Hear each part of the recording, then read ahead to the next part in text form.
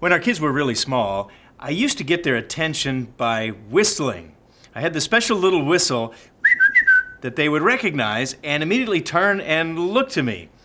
And I got their attention whether we were at a store or whether we were outside, or we'd get their attention to, hey, pay attention, what's up? And so they would often come to me then and say, all right, what's up, Dad? And I got to thinking about that because sometimes God wants to get our attention. He wants to give us some awesome things. So I put up on the board today Jeremiah 29:11, which talks about the great things God wants to give us. It says, God says, I know the thoughts I think towards you.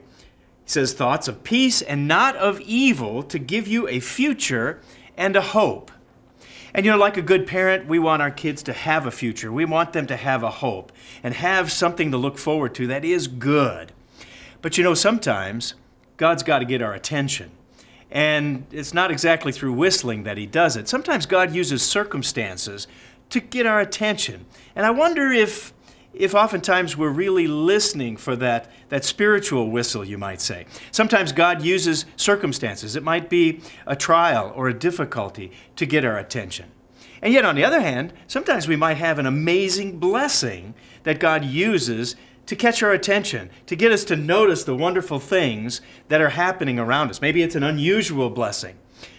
Sometimes it could be disappointment that God uses as that spiritual whistle to get us tuned into Him.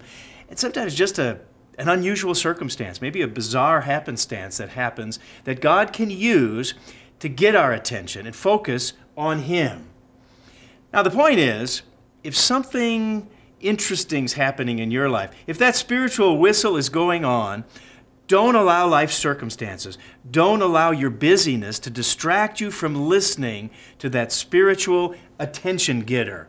Make sure you tune into God. And if that's happening, now's the time to pray, God, what's up? What is it that you want my attention for? That's BT Daily. We'll see you next time.